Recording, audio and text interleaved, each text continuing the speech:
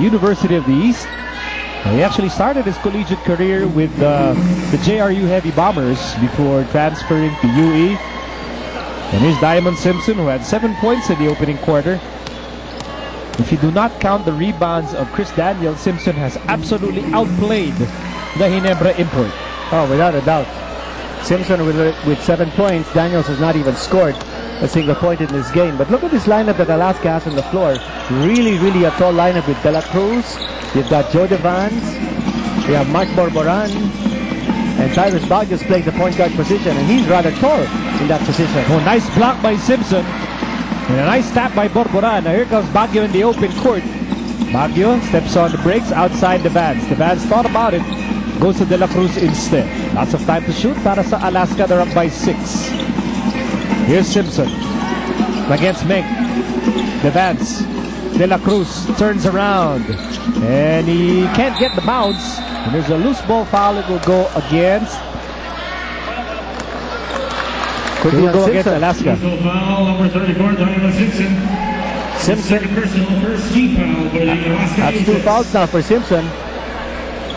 So pareho na sila ni Saripos. So may dalawang personal fouls. We are in the early moments of the second quarter. Kagiwa.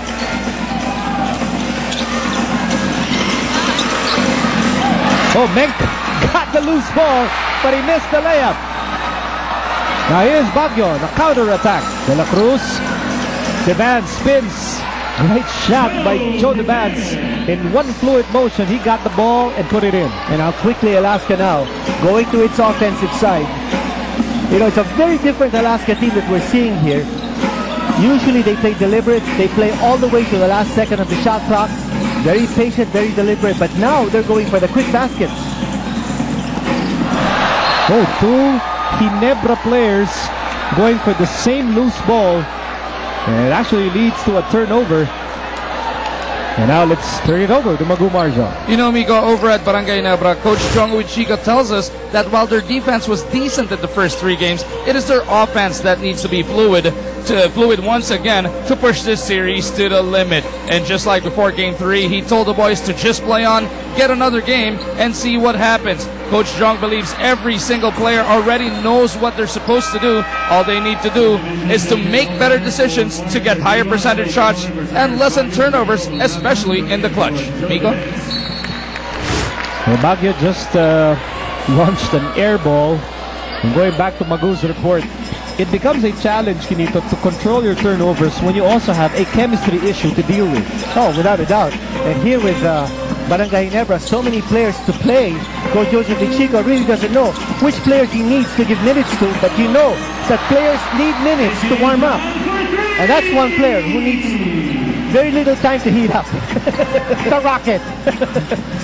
Hindi naman diesel itong Rocket.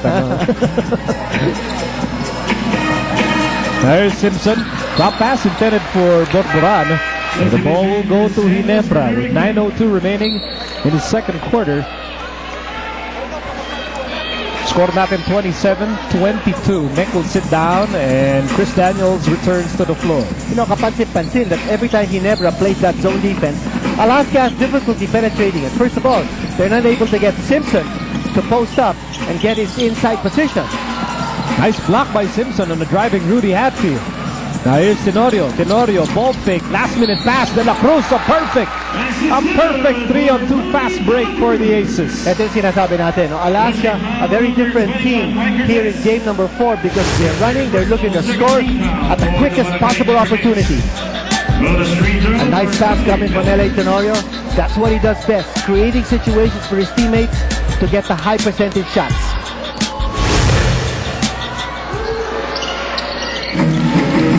And Tony De La Cruz completes the 3-point play. And that opens up an 8-point lead para sa Alaska, 30-22. Maraming oras pa natitira dito sa first half. Bola na kay Daniels.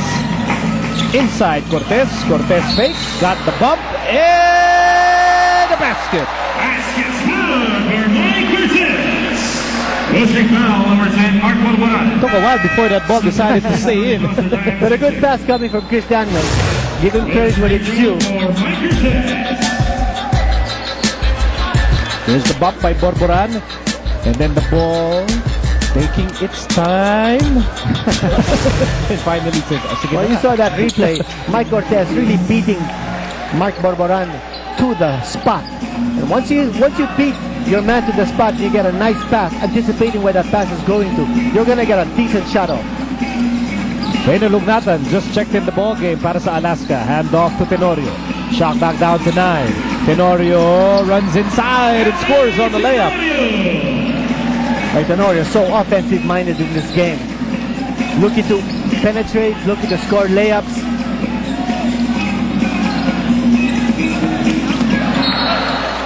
That bounce pass was just inches below the knee of Daniels.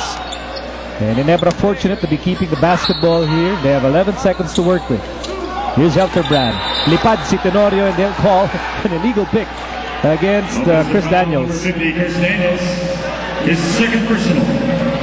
When he started the second game, Tony Washington Jr. is going to be making his PBA debut for B-Meg as a replacement for Cliff Brown. But if there's an import, it should have been changed. I think it's Chris Daniels.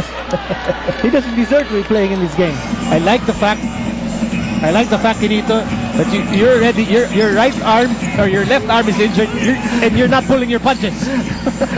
Chris Daniels might be waiting for me to do a job on my right arm. Iteterno niya na yan.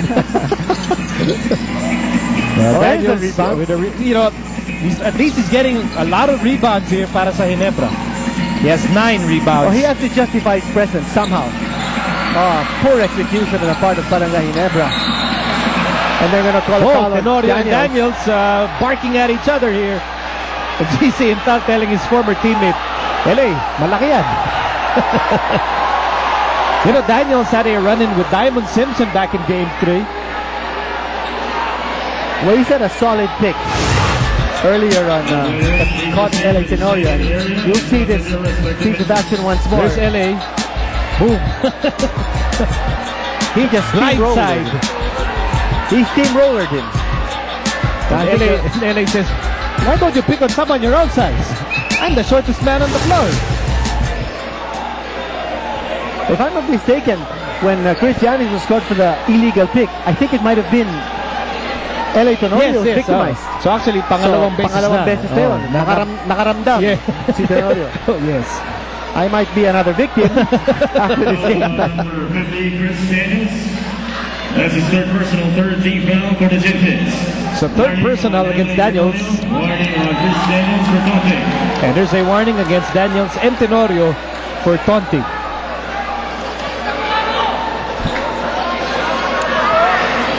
And you know me, I will always side with the smaller guy. I mean, that's automatic.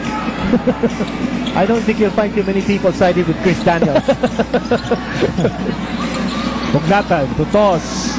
Toss against Daniels, who now has 3 personal fouls. Tenorio to Lugnatan. Lugnatan against Intan. Outside Tenorio. Quickly to De La Cruz. Shot clock down to 4. Tenorio against Tubit. Shot clock down to 1. That shot was blocked. But Borboran got the ball, and here's Lugnatan, and he will score. That's just a bonehead play by Barangay Ginebra. They played good defense, almost a 24-second shot clock violation, and then the swipe giving it back to Alaska for the score. We'll be back in a moment. Bad news.